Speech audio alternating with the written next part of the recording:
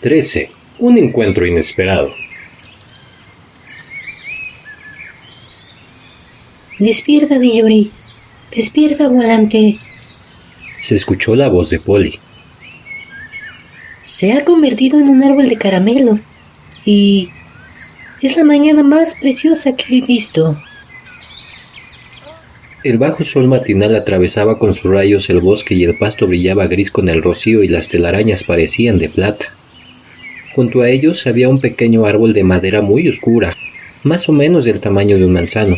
Sus hojas eran blancuzcas y delgadas como el papel, semejantes a esa hierba llamada mostaza, y estaba cargado de pequeños frutos color café que parecían dátiles. ¡Bravo!, gritó Diyori. Pero primero me voy a dar una zambullida. Se alejó velozmente por entre un par de matorrales floridos y bajó a la orilla del río. ¿Te has bañado alguna vez en un río de montaña que viene corriendo en cascadas poco profundas sobre piedras rojas y azules y amarillas iluminadas por el sol? Es igual que en el mar y en algunos aspectos hasta es mejor. Claro que tuvo que vestirse de nuevo sin secarse, pero valió la pena. Cuando regresó, Polly bajó y se bañó. Por lo menos eso dijo haber estado haciendo, pero nosotros sabemos que ella no era una gran nadadora y quizás sea mejor no hacer demasiadas preguntas. Volante también inspeccionó el río, pero solamente se paró en medio de la corriente, inclinándose para tomar un largo trago de agua y luego sacudió sus crines y relinchó varias veces. Polly y Diyori se pusieron a comer en el árbol de caramelo. La fruta era deliciosa, no era exactamente igual al caramelo, más suave en primer lugar y jugosa, sino más bien como una fruta que recordaba el gusto del caramelo. Volante también tomó un excelente desayuno. Probó uno de los frutos de caramelos y le gustó, pero dijo que a esa hora de la mañana le caía mejor la hierba. Luego, con alguna dificultad, los niños se subieron en su lomo y el segundo día de viaje comenzó. Fue incluso mejor que el de ayer, en parte porque todos se sentían tan frescos, y en parte porque el sol que acababa de salir estaba a sus espaldas, y por cierto, todo luce más bonito cuando tienes el sol detrás de ti. Fue un paseo maravilloso. Las grandes montañas nevadas se elevaban ante ellos por todos lados. Los valles, muy abajo, eran tan verdes, y todos los ríos que fluían de los glaciares hacia el gran río principal eran tan azules que les parecía volar sobre gigantescas piezas de joyería. Les habría gustado que esta parte de la aventura fuera más larga de lo que en realidad fue, mas de pronto comenzaron los tres a oler el aire, diciendo: ¿qué es eso? ¿Y sentiste un olor? ¿Y de dónde viene? Un aroma celestial, tibio y dorado, como si saliera de las más deliciosas frutas y flores del mundo, estaba subiendo hasta ellos desde algún lugar allá adelante. Viene del valle con el agua al medio, dijo Volante. Así es, asintió Diyori. Y miren, hay una colina verde al otro lado del lago. Y miren qué azul es el agua. Debe ser el lugar, dijeron los tres. Volante empezó a bajar describiendo amplios círculos. Las puntas heladas se elevaban más y más altas. El aire se tornó más cálido y más dulce por momentos, tan dulce que casi se te llenaban los ojos de lágrimas. Volante se deslizaba ahora con sus grandes alas desplegadas inmóviles a cada lado y sus cascos tocando el suelo. La escarpada colina verde se precipitaba contra ellos. Unos instantes más tarde aterrizaba en su ladera, de manera poco elegante. Los niños se bajaron rodando, cayeron sin hacerse ningún daño sobre la hierba fina y tibia, y se pusieron de pie, jadeando un poco. Estaban más o menos a mitad de camino a la punta de la colina, y se pusieron de inmediato a trepar. No creo que Volante hubiera podido arreglárselas si no hubiese tendido sus alas para equilibrarse y ayudarse con un aleteo de vez en cuando. A todo alrededor de la cima de la colina había una elevada muralla de verde pasto. Dentro de ella crecían numerosos árboles. Sus ramas colgaban por encima del muro y sus hojas mostraban un colorido no solo verde sino también azul y plateado cuando el viento las agitaba. Al llegar a la cumbre, los viajeros dieron una vuelta casi entera por fuera de la muralla verde antes de encontrar sus puertas. Altísimas puertas de oro, herméticamente cerradas, que daban directo hacia el oriente. Yo creo que hasta ahora Volante y Polly habían tenido la idea de que iban a entrar con Diyori, pero ya no lo pensaban así. No has visto jamás un sitio tan obviamente privado como ese. De una sola mirada te dabas cuenta de que pertenecía a alguien. Solo un tonto soñaría en entrar a menos que hubiera sido enviado allí con alguna misión muy especial. El mismo Diyori comprendió al instante que los otros no debían ni poder entrar con él. Se dirigió a las puertas solo. Cuando se acercó a ellas, vio algunas palabras escritas sobre el oro con letras de plata. Decían algo así: entra por las puertas de oro, o no entres. Toma de mis frutos para los demás, o abstente. Pues aquellos que roban o aquellos que escalan mi muro hallarán lo que desea su corazón y hallarán desesperación. Toma de mis frutos para los demás, dijo Diyori. Bueno, eso es lo que yo voy a hacer. Quiere decir que no debo comerlos yo, supongo. No sé qué querrá decir esa palabrería en la última línea. Entra por las puertas de oro. Bueno, ¿quién quiere escalar un muro si puede entrar por la puerta? Pero, ¿cómo se abren las puertas? Estiró su mano hacia ellas y al instante se separaron, abriéndose hacia adentro, girando en sus goznes sin el menor ruido. Ahora que podía mirar dentro del recinto, le pareció más privado que nunca. Entró con gran solemnidad mirando a su alrededor. Todo estaba muy tranquilo adentro. Incluso la fuente que se alzaba cerca de la mitad del jardín hacía apenas un leve ruido. El aroma delicioso lo envolvía. Era un lugar placentero pero sumamente sobrio. De inmediato supo cuál era el árbol precioso, en parte porque se encontraba justo al centro y, en parte, porque las enormes manzanas plateadas de que estaba cargado brillaban intensamente y lanzaban su propia luz sobre los lugares sombríos donde no alcanzaba a llegar el sol. Cruzó derecho hacia él, cogió una manzana y la puso en el bolsillo de arriba de su chaqueta Norfolk, pero no se pudo contener y la miró y la olió antes de guardarla en el bolsillo. Habría sido mucho mejor que no lo hubiese hecho. Sintió una terrible sed y hambre y una ansia de probar esa fruta. La puso apresuradamente en su bolsillo, pero había muchas más. ¿Sería malo probar una? Después de todo, pensó, el aviso de la puerta podría no ser exactamente una orden. Podría haber sido simplemente un consejo y... ¿quién le hace caso a los consejos? Y, hasta si era una orden, ¿la desobedecería para comerse una manzana?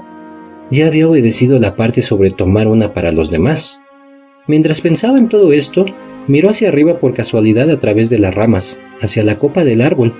Allí, posado en una rama encima de su cabeza, un maravilloso pájaro se paraba a pasar la noche. Digo pasar la noche porque parecía casi adormecido, tal vez no del todo. Una diminuta rendejita de un ojo estaba abierta. Era más voluminoso que un águila, su pecho color azafrán, su cabeza coronada por una cresta de color escarlata y su cola púrpura. ¿Lo que prueba? Dijo Diyori después cuando relató la historia a los otros, que nunca es excesivo el cuidado que debes tener en estos sitios mágicos. Nunca sabes qué puede estar observándote. Pero yo pienso que Diyori en ningún caso habría sacado una manzana para sí mismo. Cosas como no robarás eran, creo yo, repetidas con más insistencia y metidas en las cabezas de los niños en esos tiempos con más fuerza que ahora. Con todo, no podemos nunca estar muy seguros. Diyori estaba a punto de volverse para regresar hacia las puertas cuando se detuvo para dar una última mirada alrededor. Se llevó una espantosa sorpresa. No estaba solo. Allí, solo a pocos metros de distancia, estaba la bruja. Estaba justamente arrojando el corazón de una manzana que acababa de comerse. El jugo era más negro de lo que pudiera suponer y le había dejado una mancha horrible en los labios. Diyori adivinó inmediatamente que debía haber escalado el muro, y principió a comprender que tenía algún sentido esa última línea acerca de obtener lo que tu corazón desea y encontrar junto con eso la desesperación. Pues la bruja se veía más fuerte y orgullosa que nunca e incluso, en cierta forma, triunfante, mas su rostro estaba mortalmente blanco, blanco como la sal. Todo esto pasó en una fracción de segundo por la mente de Diyori. Luego giró sobre sus talones y corrió como un rayo hacia las puertas y la bruja detrás.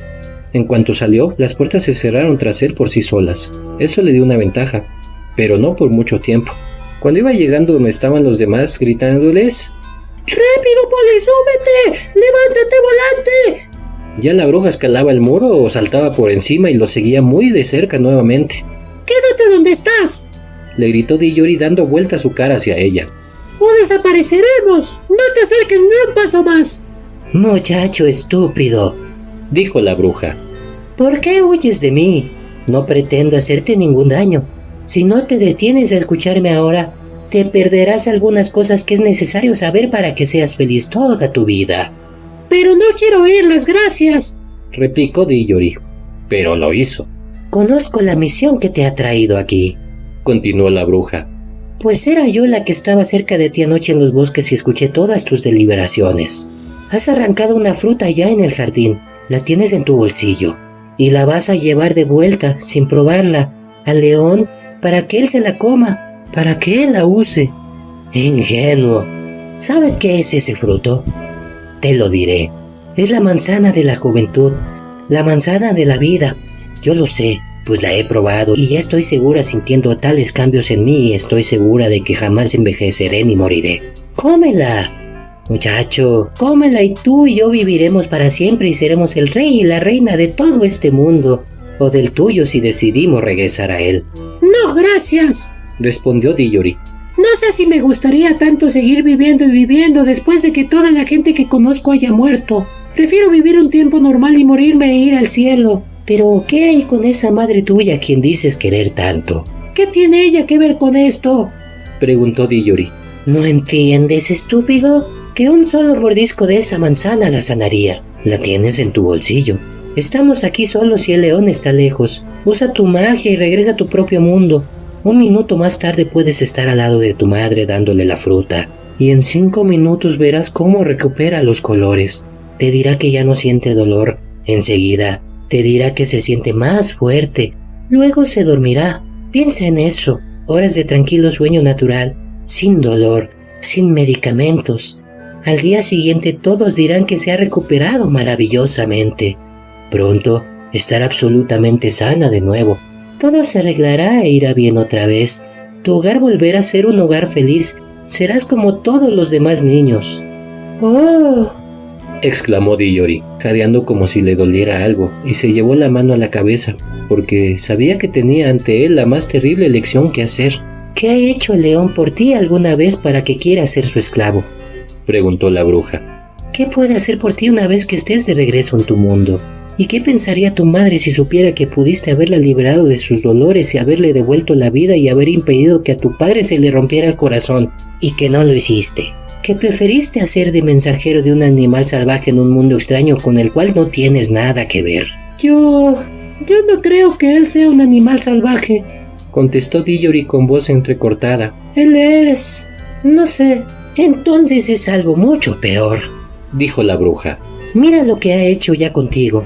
Mira lo inhumano que te ha vuelto. Es lo que hace con todos los que lo escuchan, muchacho cruel, despiadado. ¿Dejarías morir a tu propia madre antes de...? ¡Oh, cállate!, dijo el desdichado Diyori en el mismo tono de voz. ¿Crees que no entiendo? Pero... he prometido. Ah, pero no sabías lo que estabas prometiendo.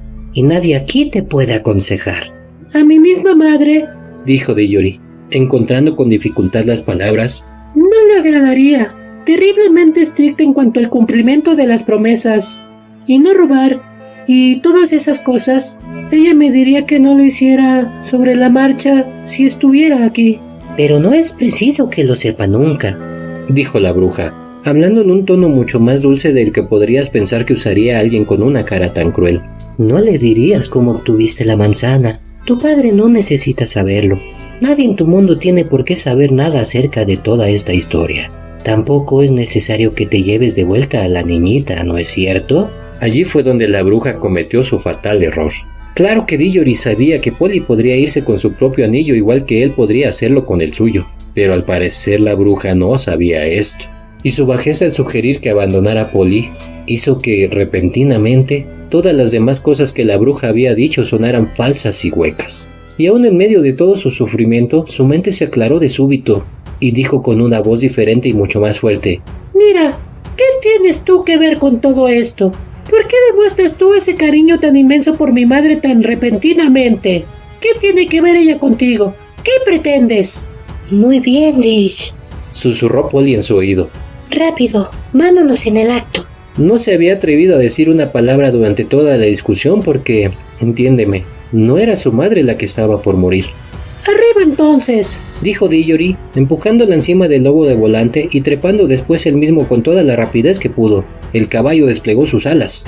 Vayan pues, estúpidos, gritó la bruja. Piensa en mí, muchacho. Cuando ya seas viejo, débil y moribundo y recuerda que rechazaste la oportunidad de la eterna juventud, no se te volverá a ofrecer. Ya se encontraban tan alto que apenas la escuchaban. Tampoco perdió la bruja su tiempo mirándolos. La vieron marcharse hacia el norte por la ladera de la colina. Habían partido temprano en la mañana y lo que ocurrió en el jardín no tomó mucho tiempo, de modo que Volante y Polly dijeron que fácilmente estarían de regreso en Narnia antes de que cayera la noche. Diyori no habló en todo el camino de vuelta.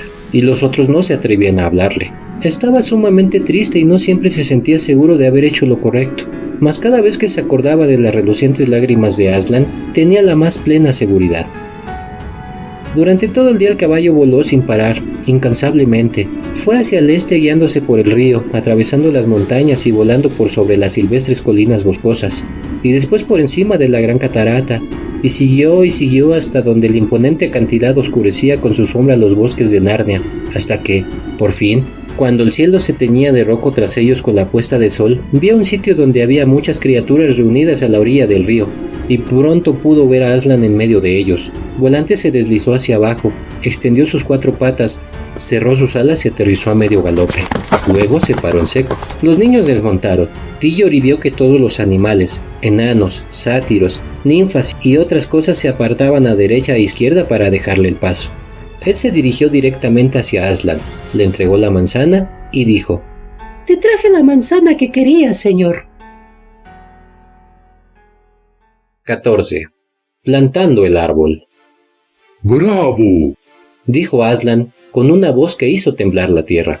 Entonces Tillori supo que todos los narnios habían escuchado esas palabras y que la historia de ellas se transmitiría de padres a hijos en aquel nuevo mundo por cientos de años y quizás para siempre. Pero Tillori no corría el menor peligro de envanecerse, pues no pensaba ni por asomo en eso ahora que estaba cara a cara frente a Aslan. Esta vez pudo mirar al león directo a los ojos. Había olvidado sus angustias y se sentía absolutamente satisfecho.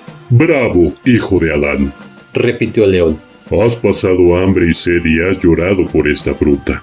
Ninguna otra mano fuera de la tuya sembrará la semilla del árbol que será la protección de Narnia. Arroja la manzana hacia la ribera del río donde el suelo es blando. Tillori hizo lo que decía. Todos se habían quedado tan callados que podías escuchar el ruido sordo en el lugar donde cayó entre el barro. Ha sido bien lanzada, dijo Aslan. Ahora procederemos a la coronación del rey Francisco de Narnia y de Helena, su reina. Los niños repararon en ellos por primera vez. Estaban ataviados con extraños y bellos vestidos, y de sus hombros caían elegantemente suntuosos mantos, cuyos ruedos sostenían 4 enanos, el del rey, y 4 ninfas del río, el de la reina. Llevaban la cabeza descubierta. Helena se había dejado el pelo suelto, lo que había mejorado grandemente su apariencia. Pero no era el pelo ni los trajes lo que los hacía lucir tan distintos de lo que eran antes. Sus rostros tenían una nueva expresión, especialmente el del rey. Se borró toda la mordacidad, astucia y espíritu pendenciero que había adquirido siendo un cochero en Londres, y la valentía y la bondad que siempre había tenido se hicieron más evidentes en él. Quizás sería el aire del nuevo mundo que lo ocasionó, o el hablar con Aslan, o ambas cosas. Te lo juro, susurró Volante al oído de Polly. Mi antiguo amo ha cambiado casi tanto como yo, pero sí es un verdadero amo ahora. Sí, pero no zumbes en mi oído de esa manera, dijo Polly. Me haces cosquillas. Y ahora, dijo Aslan, algunos de ustedes deshagan esa maraña que hicieron con aquellos árboles, para que podamos ver qué encontramos allí. Tillori vio que en el lugar donde 4 árboles crecían muy juntos, todas sus ramas habían sido ligadas o atadas juntas con unas varillas para formar una suerte de jaula. 2 elefantes con sus trompas y unos cuantos enanos con sus pequeñas hachas lograron deshacerla rápidamente. Dentro había 3 cosas. Una era un árbol nuevo que parecía hecho de oro. La segunda era un árbol nuevo que parecía hecho de plata. Pero la tercera era un miserable objeto con sus ropas embarradas, sentado con el cuerpo encorvado en medio de ellos. ¡Cielos!, murmuró Tillori. Mi tío Andrés. Para explicarse todo esto, hay que volver hacia atrás un poco. Como recordarás, las bestias habían tratado de plantarlo y de regarlo. Cuando el riego lo ayudó a recuperar el sentido, se encontró calado hasta los huesos, enterrado hasta los muslos en la tierra, que rápidamente se convertiría en barro, y rodeado por mayor cantidad de animales salvajes que lo hubiera jamás soñado en toda su vida. No es de extrañar, tal vez, que se haya puesto a gritar y aullar. Como sea, fue bueno, porque así terminó por convencer a todos, hasta al jabalí, de que estaba vivo. De modo que lo desenterraron otra vez. Sus pantalones se encontraban ahora en un estado realmente vergonzoso. En cuanto tuvo las piernas libres trató de escapar, pero un rápido lazo de la trompa del elefante alrededor de su cintura puso enseguida fin al intento. Todos pensaron entonces que debían guardarlo con cuidado en alguna parte hasta que Aslan tuviera tiempo de venir a verlo y decir qué debía hacerse con él. Hicieron, por tanto, una especie de jaula o corral en torno a él. Después le ofrecieron todo lo que se les ocurrió para que comiera. El burro recogió ramas de cardos y se los arrojó dentro, pero el tío Andrés no dio muestras de interesarse en ellos. Las ardillas lo bombardearon con una andana de nueces, pero lo único que hizo fue taparse la cabeza con sus manos y tratar de esquivarlas. Numerosos pájaros volaron de aquí para allá diligentemente dejándole caer gusanos. El oso fue particularmente cariñoso. En la tarde encontró un nido de abejas salvajes y en vez de comérselo él, lo que le hubiera gustado muchísimo, esta noble criatura se lo trajo al tío Andrés. Pero este fue el peor fracaso de todos. El oso lo lanzó como una pelota por encima del cerco y desgraciadamente le pegó de lleno en la cara al tío Andrés. No murieron todas las abejas. El oso, a quien no le habría importado nada que lo golpearan en plena cara con un panal de miel, no pudo entender por qué el tío Andrés se hacía hacia atrás tambaleándose, resbalaba y se sentaba en el suelo. Y fue pura mala suerte que se sentara en el montón de cardos. Y de todas maneras, como dijo el jabalí, una buena cantidad de miel fue a parar a la boca de la criatura y eso obligadamente tiene que haberle hecho bien. Se estaban encariñando mucho con su extraño regalón y deseaban que Aslan les permitiera quedarse con él. Los más listos estaban seguros ahora de que al menos algunos de los ruidos que salían de su boca tenían cierto significado. Lo bautizaron con el nombre de Coñac, por lo a menudo que hacía ese ruido. Al final, sin embargo, tuvieron que dejarlo allí esa noche. Aslan estuvo ocupado todo ese día dando instrucciones al nuevo rey y a la reina, y haciendo otras cosas importantes, y no pudo preocuparse del querido Coñac. Con todas las nueces, manzanas, peras y plátanos que le habían tirado, tuvo una bastante buena cena. Pero no sería verdad si dijéramos que pasó una noche agradable. Traigan a la criatura, dijo Aslan. Uno de los elefantes recogió al tío Andrés con su trompa y lo depositó a los pies del león. Estaba demasiado aterrado para moverse. Por favor, Aslan, dijo Polly. ¿no podrías decir algo para quitarle el susto? Y después, ¿podría decirle algo para evitar que vuelva otra vez acá? ¿Tú crees que quiere volver? Preguntó Aslan. Bueno, Aslan, repuso Polly. podría enviar a otra persona. Está tan entusiasmado con lo de la barra arrancada del farol que brotó y de allí creció un árbol de farol y cree... Él piensa solo disparates, niña, dijo Aslan. Este mundo está estallando de vida en estos pocos días, porque el canto con el que lo traje a la vida aún permanece en el aire y retumba en el suelo. No dudará mucho, pero no puedo decir esto a ese viejo pecador. Y tampoco puedo consolarlo. Él mismo se ha hecho incapaz de escuchar mi voz. Si le hablara, lo único que oiría serían gruñidos y rugidos. Oh, hijos de Adán, con qué inteligencia se defienden a sí mismos contra todo lo que puede hacerles un bien. Pero le daré el único regalo que todavía es capaz de recibir. Inclinó la cabeza con cierta melancolía y sopló en la aterrada cara del mago. Duerme, le dijo. Duerme y aléjate por algunas pocas horas de todos los tormentos que has deseado para ti. De inmediato el tío Andrés se desplomó con los ojos cerrados y empezó a respirar sosegadamente. Llévenlo más allá y tiéndanlo en el suelo, dijo Aslan. Y ahora, enanos, demuéstrenme sus habilidades como herreros. Háganme 2 coronas para vuestro rey y vuestra reina. No podrías soñar la cantidad de enanos que se precipitaron hacia el árbol dorado. Lo deshojaron totalmente y también le arrancaron algunas ramas antes de que alcanzaras a decir Jesús. Y entonces los niños pudieron ver que no solamente parecía dorado, sino que era de real y blando oro. Había surgido, por supuesto, del lugar donde cayeron los soberanos del bolsillo del tío Andrés cuando lo pusieron de cabeza. Igual que el árbol plateado había brotado de las medias coronas. De la nada, o así lo parecía, salieron a relucir rumas de maleza para leña, un pequeño yunque, martillos, tenazas y fuelles.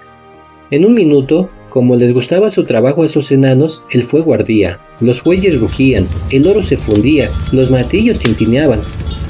2 topos, a quienes Aslan había puesto a cavar, que era lo que más les gustaba desde muy temprano, volcaron un montón de piedras preciosas a los pies de los enanos.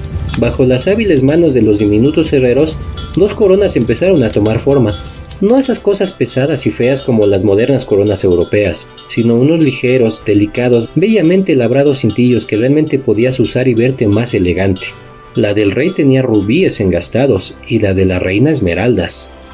Una vez que las enfriaron en el río, Aslan hizo a Francisco y Helena arrodillarse ante él y les colocó las coronas sobre sus cabezas. Luego les dijo: Levántate, rey y reina de Narnia, padre y madre de muchos reyes que reinarán en Narnia y en las islas de Archenal.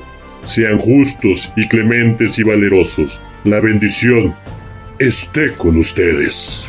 Entonces todos aplaudieron, o aullaron, o relincharon, o barritaron, o batieron sus alas y la pareja real se quedó de pie con un aire solemne y un poquito tímido, pero extremadamente noble en su timidez.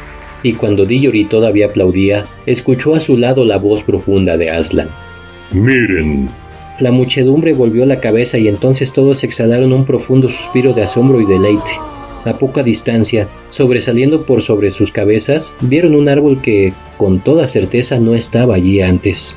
Debía haber crecido silenciosamente, pero con la ligereza que se despliega una bandera cuando la izas en el asta, mientras ellos estaban ocupados con la coronación. Sus ramas extendidas más parecían dar luz que sombra, y unas manzanas de plata asomaban como estrellas debajo de cada hoja. Pero fue más bien el aroma que despedía, más aún que la apariencia, lo que hizo que cada cual retuviera el aliento. Por unos momentos nadie pudo siquiera pensar en otra cosa. Hijo de Adán, dijo Aslan, sembraste bien. Y ustedes, narnios, que vuestra primera preocupación sea cuidar este árbol, pues es vuestro escudo. La bruja de quien les hablé ha huido hacia el norte del mundo. Allí vivirá, fortaleciéndose en magia negra, pero en tanto florezca ese árbol, jamás vendrá Narnia. No se atreve a acercarse a 1000 metros del árbol porque su aroma, que es dicha y vida y salud para ustedes, es muerte y horror y desesperación para ella. Todos contemplaban con gran solemnidad el árbol cuando de súbito Aslan giró la cabeza, desparramando dorados destellos de luz que salían de su melena, y fijó sus inmensos ojos en los niños. ¿Qué pasa, niños?, preguntó, pues los sorprendió justo en el momento en que susurraban entre ellos y se daban de codazos. ¡Oh, Aslan! ¡Señor!, balbuceó Diyori enrojeciendo. Olvidé decírtelo. La bruja ya ha comido una de esas manzanas, una de la misma especie de esa de donde proviene aquel árbol. En realidad, no dijo todo lo que pensaba, pero Polly de inmediato lo dijo por él. Diyori siempre tenía más miedo que ella de parecer tonto. Así es que pensamos, Aslan, dijo ella, que debe haber algún error y que a ella en realidad no le molestará el olor de aquellas manzanas. ¿Por qué piensas así, hija de Eva?, preguntó el león. Bueno, ella se comió una. Niña, replicó Aslan. Es por eso que ahora la horrorizan. Es lo que les sucede a los que cogen y comen frutas en el momento inoportuno y de la manera incorrecta. La fruta es buena, pero ellos la aborrecerán para siempre. Ah, ya entiendo, dijo Polly. Y supongo que como ella la tomó indebidamente no le hará efecto. Quiero decir, no la hará joven para siempre y todo eso. ¡Ay de nosotros!, dijo Aslan moviendo la cabeza. La hará. Las cosas siempre operan de acuerdo a su naturaleza. Ella ha logrado lo que ansiaba su corazón. Tiene una fuerza inalcanzable y sus días no tienen fin como una diosa. Pero la eternidad de los días con un corazón perverso es solo la eternidad de la infelicidad, y ella ya ha comenzado a conocerla. Todos logran lo que quieren, no siempre les agrada.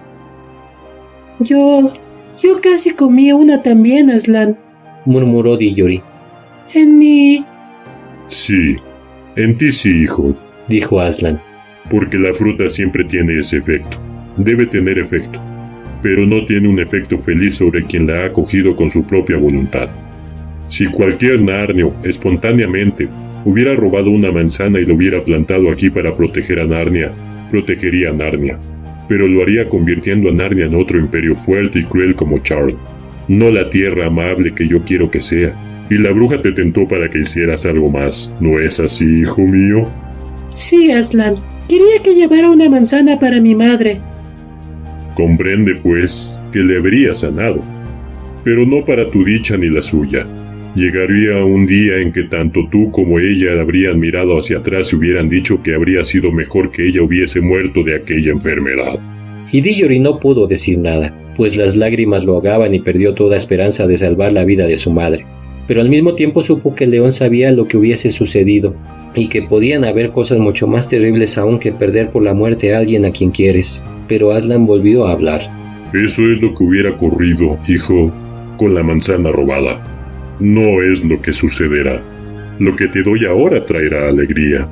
En tu mundo no dará la vida eterna, pero sanará. Ve, coge para ella una manzana del árbol.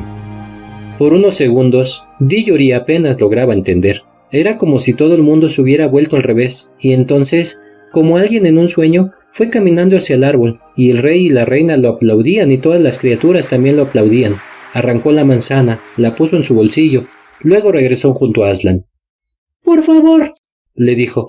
¿podemos volver a casa ahora? Olvidó decir gracias, pero tuvo la intención y Aslan comprendió.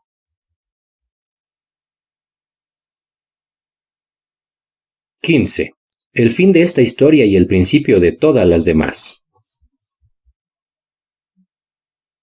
No necesitan anillos cuando estoy con ustedes, Dijo la voz de Aslan. Los niños parpadearon y miraron en torno a ellos. Estaban otra vez en el bosque entre los mundos. El tío Andrés yacía en el pasto, todavía dormido. Aslan estaba al lado de ellos. Vengan, Dijo Aslan. ya es tiempo de que se vayan de vuelta. Mas hay dos cosas que debemos tratar antes, una advertencia y una orden. Miren aquí, niños. Miraron y vieron un pequeño hueco en la hierba, con un fondo pastoso, tibio y seco. La última vez que estuvieron aquí, Dijo Aslan. ese hueco era una poza, y al saltar dentro de ella llegaron al mundo donde un sol mortecino alumbraba las ruinas de Charn. Ya no existe esa poza. Ese mundo se acabó, como si jamás hubiera existido. Que a la raza de Adán y Eva les sirva de advertencia. Sí, Aslan. Dijeron ambos niños, mas Polly agregó. Pero no somos tan malos como ese mundo. ¿No es cierto, Aslan? No todavía, hija de Eva. Dijo él. No todavía, pero empiezan a asemejársele mucho. No hay seguridad de que algún malvado de tu raza no descubra algún secreto tan perverso como la palabra deplorable y la use para destruir todo lo viviente. Y pronto, muy pronto, antes de que ustedes sean un anciano y una anciana, grandes naciones de vuestro mundo serán gobernadas por tiranos a los que les tendrán sin cuidado la felicidad y la justicia y la clemencia, igual que la emperatriz Yadis. Que vuestro mundo tenga cuidado. Esa es la advertencia. Ahora, la orden. En cuanto puedan, quítenle a ese tío de ustedes sus anillos mágicos y entiérrenlos de manera que nadie pueda volver a usarlos. Los dos niños estaban mirando el rostro de León mientras decía estas palabras, y de repente, nunca supieron exactamente cómo pasó, su cara pareció ser un mar de olas doradas en la cual flotaban, y los envolvía tal dulzura y poder, y los cubría y se adentraba en ellos, que tuvieron la sensación de que jamás antes habían sido realmente felices o sabios o buenos, ni siquiera habían estado vivos y despiertos.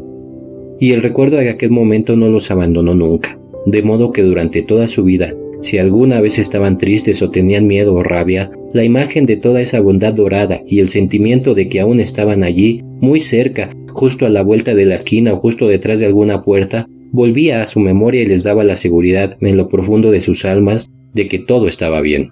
Al minuto siguiente, los tres, con el tío Andrés despierto ya, cayeron dando volteretas en medio del ruido, el calor y el olor penetrante de Londres.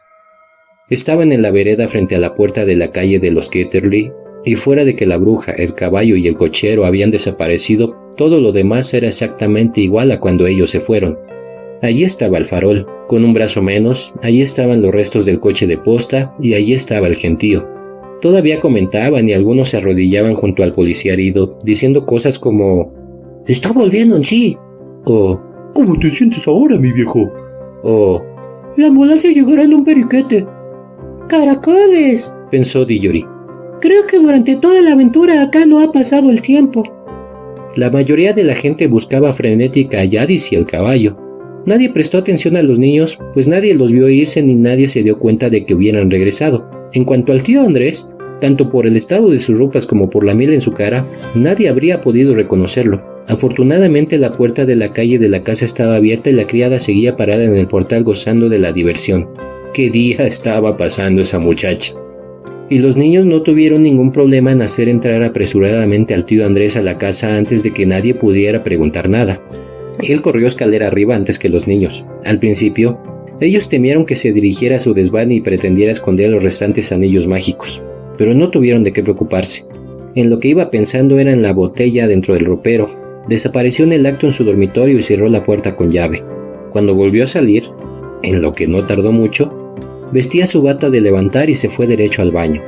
¿Puedes ir tú a buscar los anillos, Polly? dijo Dillory. Yo quiero ir a ver a mi mamá. Claro, nos vemos más tarde, repuso Polly y subió a toda carrera las escaleras al desván. Entonces Dillory esperó un minuto para recuperar el aliento y entró suavemente al dormitorio de su madre.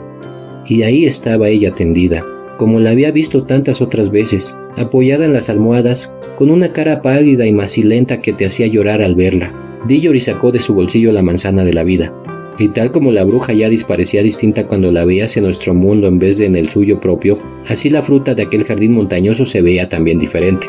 Había, por supuesto, toda suerte de cosas coloridas en la habitación. El cubrecama de todos colores, el papel de las murallas, el rayo de sol que entraba por la ventana y la bonita bata de la mamá, de un color celeste. Pero en el momento en que Dillory sacó la manzana de su bolsillo, todas esas cosas parecieron tener apenas un leve colorido. Todas, hasta el rayo de sol, se veían desteñidas y deslúcidas. El fulgor de la manzana lanzaba extrañas luces al techo. No valía la pena mirar a ninguna otra cosa, y en verdad no podías mirar nada más. Y el aroma de la manzana de la juventud era como si hubiera una ventana en la habitación que abriera hacia el cielo. ¡Oh, mi amor, qué lindura!, exclamó la madre de Dillory. Te la vas a comer, ¿no es cierto? Por favor, dijo Dillory. No sé qué diría el doctor, repuso ella. pero en realidad casi creo que puedo.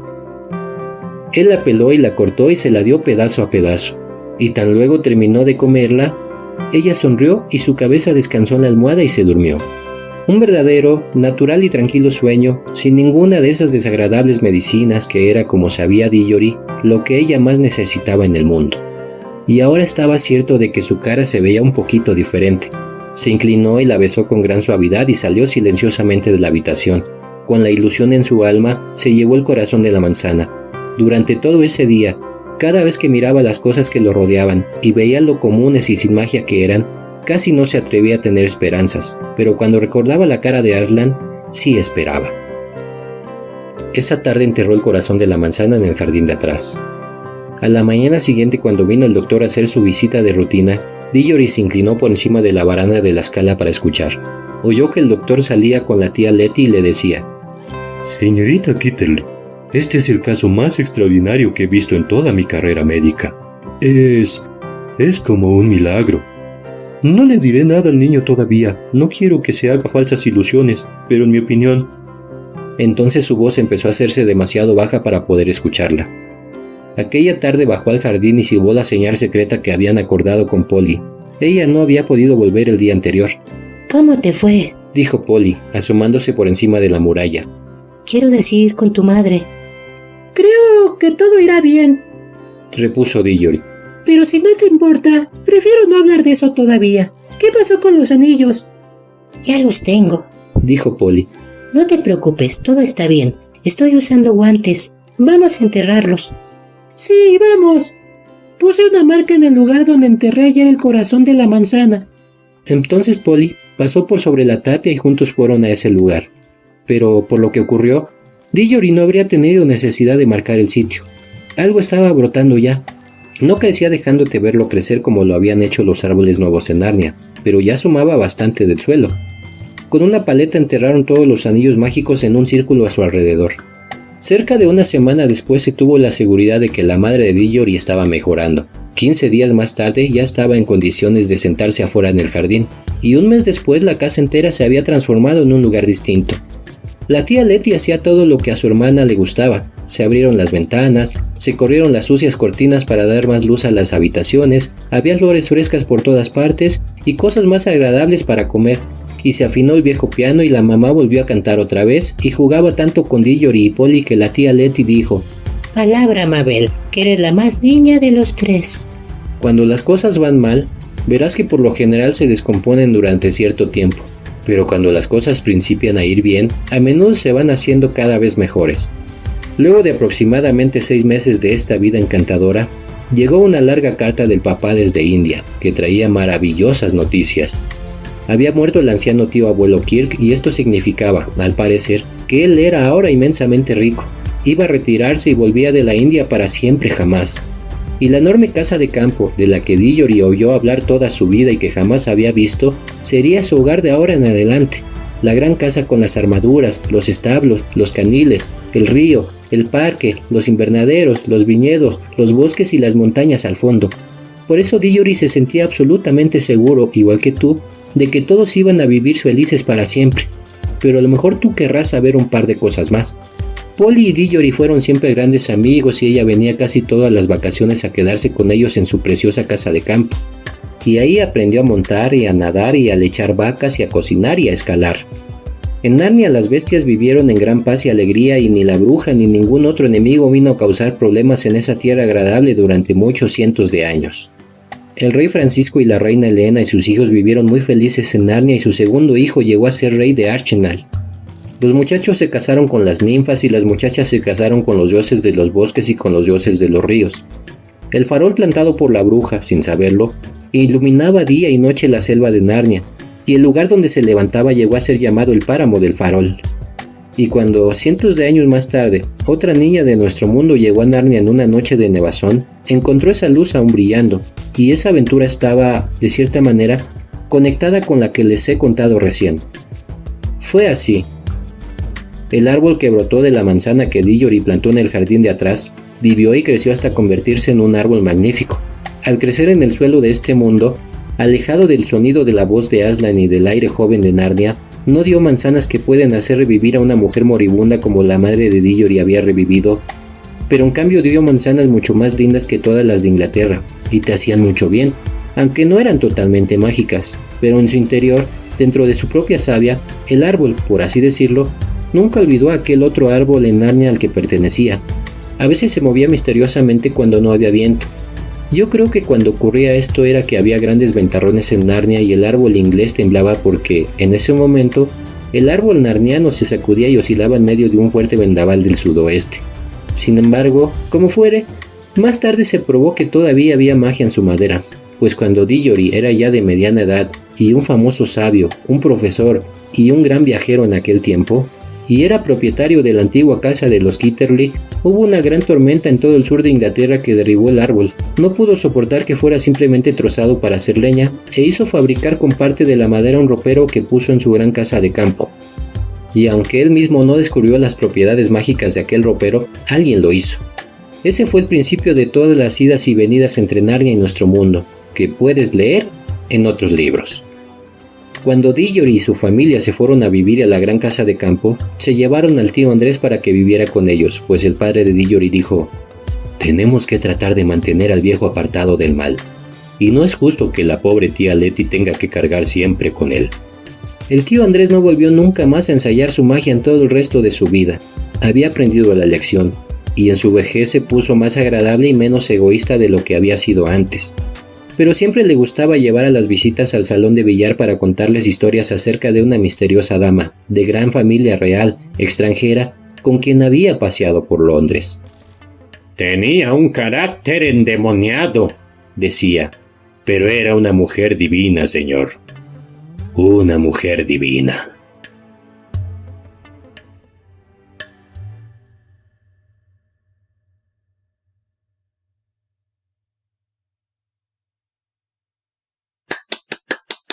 Listo.